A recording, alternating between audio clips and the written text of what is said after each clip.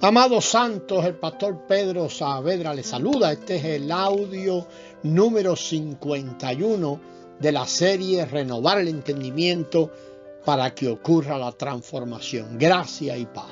Nosotros podemos participar de la vida de Cristo manifestada a través de nuestra vida como nuestro vivir, pues Él es ahora nuestra vida para ser nuestro vivir. Y si Él se vive, experimentaremos su vivir. Es Él viviéndose. Nosotros no podemos vivirlo. El tesoro desde los vasos de barro quebrados y su perfume es esparcido. El grato olor de Cristo. Y para que el grato olor de Cristo sea esparcido, el vaso, el hombre exterior, debe ser quebrado. Así que podemos decir con firmeza que el Evangelio no es un buen propósito para los hijos de Dios. No podemos anunciarlo de esta manera. Venga que todos sus problemas se van a solucionar. No, amado, para nuestra vida, la vida del alma, no hay nada en absoluto. Hay que perderla para ganarla de Él. El Evangelio es un hecho consumado en la eternidad de Dios, que nos debe ser notificado por su Espíritu. Y es toda la obra de Dios en Cristo para consumar su propósito eterno. Y hoy nosotros vivimos del lado del consumado. Y nunca, amados, el hombre es el centro, ni la meta. Hoy vivimos, como decíamos, la consumación. Vivimos en el curso de las promesas. No estamos esperando promesas para evidenciar en la realidad presente la realidad eterna. Recordemos que el apóstol Pablo dijo: el misterio que estuvo oculto desde tiempos eternos, que es Cristo en nosotros. Y aunque esto en el cronos del hombre, en el tiempo del hombre, ocurrió hace un poco más de 2000 años, alrededor de 2000 años, esto había ocurrido ya en la eternidad de Dios. Básicamente porque Dios no habita tiempo y espacio, más bien Él gobierna sobre el tiempo y el espacio. Por eso tenemos que ver quién nos gobierna a nosotros. Hoy habitamos la eternidad para ser gobernados en la eternidad, por la eternidad y no la temporalidad. Pedro define a Cristo como la verdad presente. Dios habita eternidad porque Él es eterno. Y Dios todo lo resuelve en el ámbito de la eternidad de su propia persona. ¿Qué quiere decir esto? Que todo lo que ocurre en Cristo resuelve nuestro pasado y resuelve nuestro futuro. Está resuelto en su persona. Por lo tanto, lo que explica toda la Escritura es que desde que hubo un pueblo espiritual, y es bueno entender que no hubo un pueblo espiritual hasta que no vino Cristo, pero desde que hubo un pueblo espiritual, Dios por su sabiduría, por su espíritu vivificante, trata con ellos.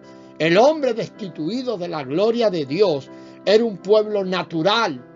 Dios no podía hablarle a su pueblo directamente y usa intermediarios, o si queremos llamarle hombres ungidos, sombras del ungido. Era un lenguaje de sombra como sombra de la realidad presente. Recordemos que antes que todo fuera creado, Dios existía. Y la eternidad de Dios, antes que todo fuera creado, Dios existía. Y en la eternidad de Dios y por su propia voluntad, Dios un día decide crear. Y todo lo creado está en Él.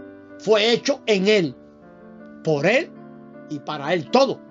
Dios no está en alguna parte de la creación, no. La creación está en Él. Esta es la realidad dominante en la que fuimos creados. Creados en Él, por Él. Entonces ahora es Él por nosotros y nosotros en Él y para Él. La Escritura dice que somos hechura suya, creados, hechos para buenas obras, las cuales Él preparó de antemano para que anduviésemos en ellas. Dios hizo primero las buenas obras y después nos creó a nosotros para que anduviésemos en ellas. Eso quiere decir que Dios todo lo creó con un propósito y es para que andemos según su propósito. Todo lo que Dios creó, fuimos diseñados con un propósito, el suyo, el de Él. tenemos un diseño para andar en el propósito de Dios, su propósito eterno. Entonces a veces oímos, y esto es muy común en el evangelicalismo, oímos decirle a las personas, Dios tiene un propósito para tu vida, Dios tiene un propósito para su vida, y ya vas a ver, eso suena bien. Y en realidad lo que pretendemos a veces es querer animar a las personas, pero no es exactamente lo que dicen las Escrituras. Porque Dios no tiene un propósito para la vida de cada ser creado o para la vida de cada hijo.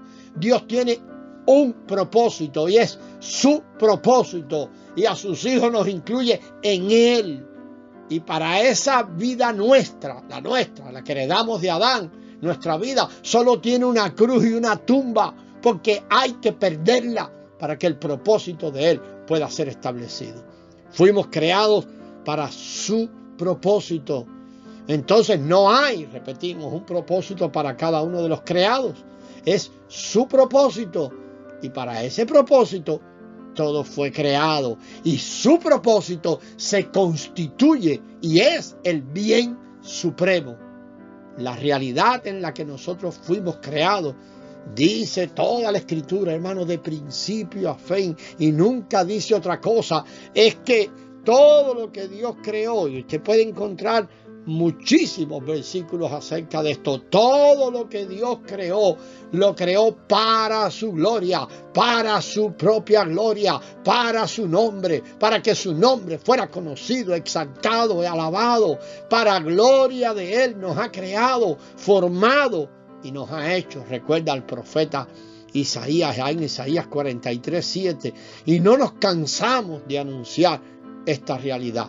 Y de que Dios en su misericordia, y esa es nuestra oración, y por su Espíritu, esto sea puesto como un fundamento delante de nuestros ojos, hermanos, porque si su propósito no es puesto como un fundamento delante de nuestros ojos, perdemos el rumbo y seguiremos antidiseño, y nos pasará como a nuestros padres en la antigüedad, dando vueltas en el desierto en círculo, porque los antidiseños nunca pueden llevarnos al destino eterno.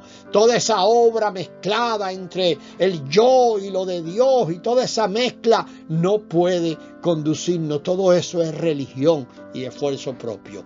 Amado, vamos a seguir sobre esto en el próximo audio. La gracia del Señor sea con vosotros.